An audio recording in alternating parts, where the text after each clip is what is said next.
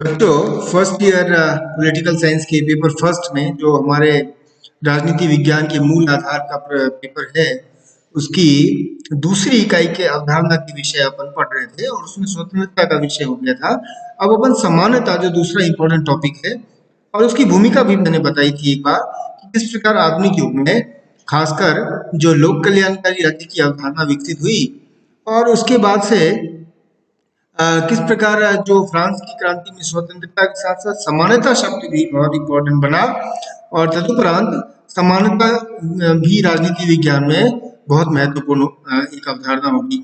तो समानता शब्द कितना इम्पोर्टेंट रहा, क्योंकि समानता के कारण ही आधुनिक लोकतंत्र विकसित हुआ, क्योंकि ये भेदभाव का अंत और सभी प्रकार के विशेषाधिकारों का अंत करता है। तो ये लोक कल्याणकारी राज्य की अवधारणा से भी संबंधित है और इसलिए इम्पोर्टेंट है। अब स्वतंत्रता का समानता का अर्थ क्या है? समानता का अर्थ है समान परिस्थितियों में समान व्यक्तियों के बीच समानता। असमान परिस्थितियों में असमान व्यक्तियों के बीच समानता नहीं, एक दिव्यांग और एक सक्षम व्यक्ति के बीच समानता की बात नहीं की जा सकती।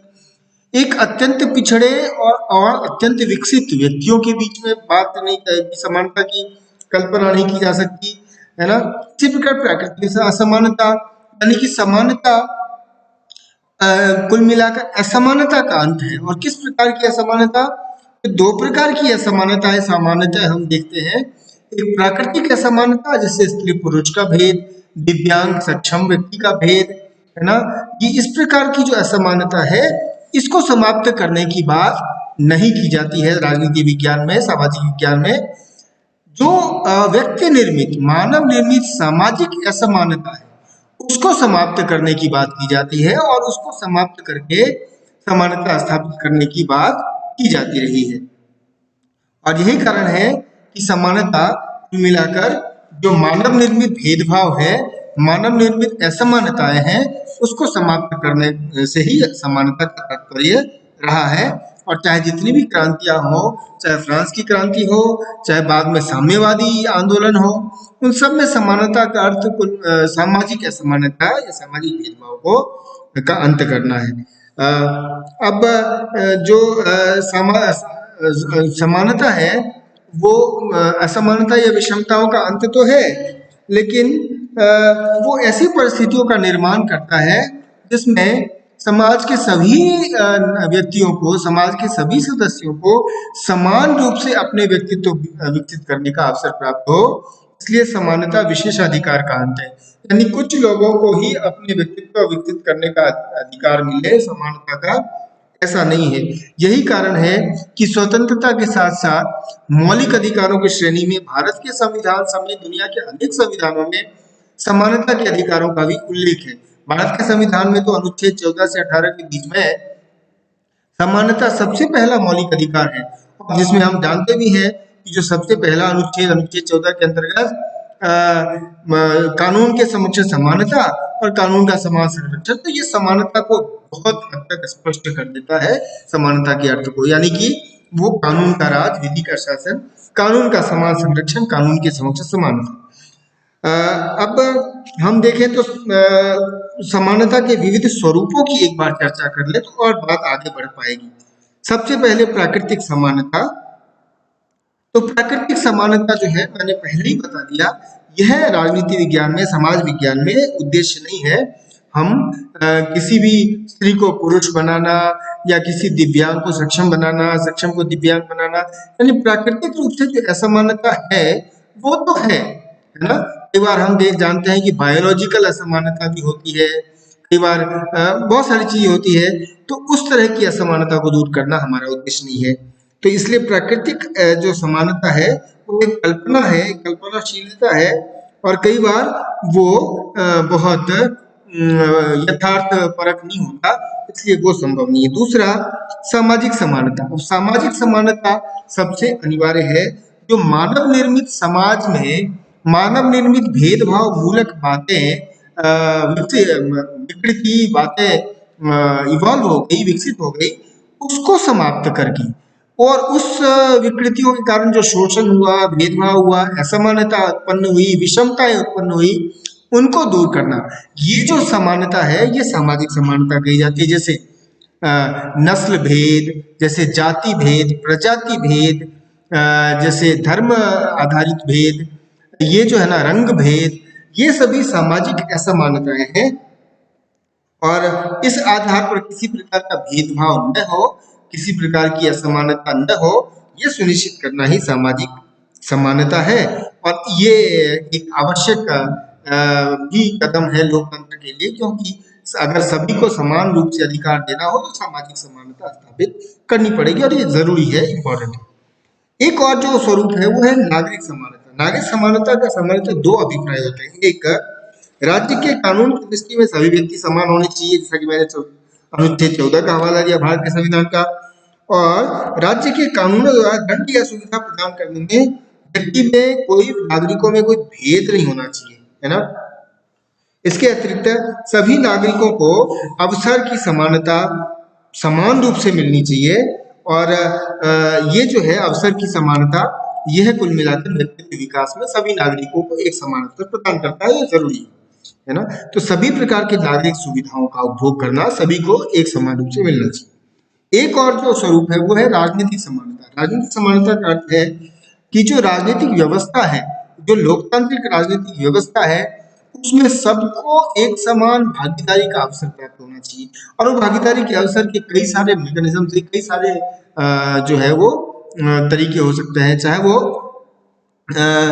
समान रूप से मताधिकार का सार्वभौमिक वयस्क मताधिकार, यानी सबको बिना भेदभाव के मताधिकार देना, फिर जिसमें समान रूप से सबको चुनाव लड़ने का अधिकार, सरकार की आलोचना करने का अधिकार, है ना, और बिना किसी भेदभाव के वो सभी प्रकार के राजनीतिक मंचों अवसरों का उपयोग करने का अधिकार, ये राजनीतिक समानता है। और हम अगर देखें तो राजनीतिक समानता लोकतंत्र का मूल मंत्र है। लोकतंत्र तभी तक जीवित रहेगा यदि राजनीतिक समानता, यानी कुल मिलाकर राजनीतिक अवसरों की समानता रहेगी। एक और स्वरूप है वो है आर्थिक समानता। आप देखिए आर्थिक समानता जो है उसका अर्थ कई बार ये ले लिया जाता है कि हम आर्थिक रूप से सभी को एक समान कर देंगे, एक जैसी सबकी आर्थिक स्थिति होगी। नहीं, ये नहीं है।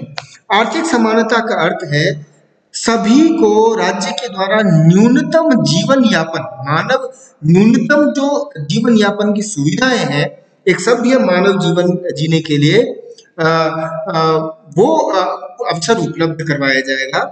और यदि कोई उसमें सक्षम नहीं हो तो राज्य के द्वारा उसे वो सारी सुविधाएं जो एक सभ्य नागरिक समाज में, सभ्य समाज में मानवीय जीवन जीने के लिए चाहिए, वो राज्य के द्वारा उपलब्ध करवाया जाएगा।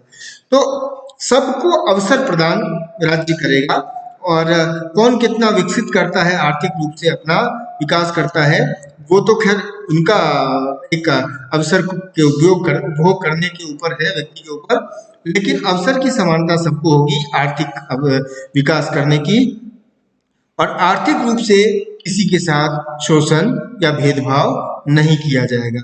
और विकास का जो परिणाम फल है किसी राज्य के विकास का, उसका वितरण भी समान होगा। समान का मतलब सबको उनकी योग्यता और क्षमता के अनुसार दिया जाएगा।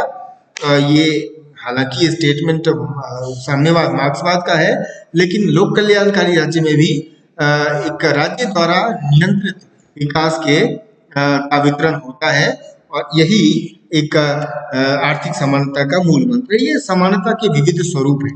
अब देखिए जो समानता की प्राप्ति के लिए आवश्यक परिस्थितियां होती है, समानता अपने आप तो स्थापित हो नहीं जाती है।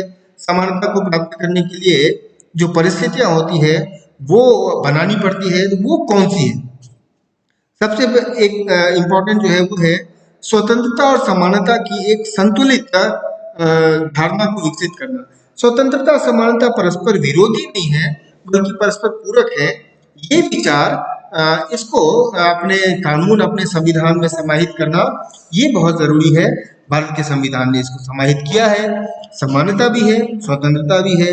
कई सारे जो विचारक हैं वो समानता स्वतंत्रता को पूरक नहीं मानते, व्यक्तिवादी विचारक इसको परस्पर विरोधी मानते हैं। लेकिन वो नहीं है। जहां पर स्वतंत्रता और समानता दोनों ही समान रूप से हो, वहां दोनों ही का उपभोग नागरिक कर पाएंगे। ये संविधान सम्मत हो, संविधान द्वारा प्रदत्त हो, तो समानता प्राप्त किया जा सकता है। फिर एक जो और परिस्थिति है वो है विशेषाधिकारों का अभाव, विशेषाधिकारों का अंत। कानून के द्वारा विशेषाधिकारों का अंत किया जाना चाहिए। भारत में जागीरदारी, जमींदारी का अंत किया गया, भारत में छूत का अंत कर दिया गया। ये सारी चीजें जो थी वो समानता की स्थापना की दिशा में ही किए जाने वाले कार्य थे। फिर जो पंथ निरपेक्षता हो या फिर एक जाति निरपेक्ष प्रशासन हो, ये होना चाहिए। तो फिर समानता का अवसर और विशेषाधिकारों का जो अंत राज्य करता है वो फलीभूत होता है। तो ये जो पंथ निरपेक्ष और जाति निरपेक्ष समाज की स्थापना है वो कुल मिलाकर समानता की पूर्व शर्त के रूप में माना जाता है। फिर आर्थिक समानता के लिए अवसर की क्रिएट करना, सभी के लिए आर्थिक अवसरों को की उपलब्धता बनाना, ये समानता प्राप्ति का एक प्रमुख शर्त है। इन सबके साथ ही हम समानता को रियलाइज कर सकते हैं, आम नागरिकों के लिए समानता प्राप्त हो सकता है। अब एक इम्पोर्टेंट बात आती है कि समानता और स्वतंत्रता का संबंध क्या है, उसके ऊपर अपन चर्चा करेंगे आगे, और फिर अपन अगली अवधारणा यानी शक्ति के ऊपर बात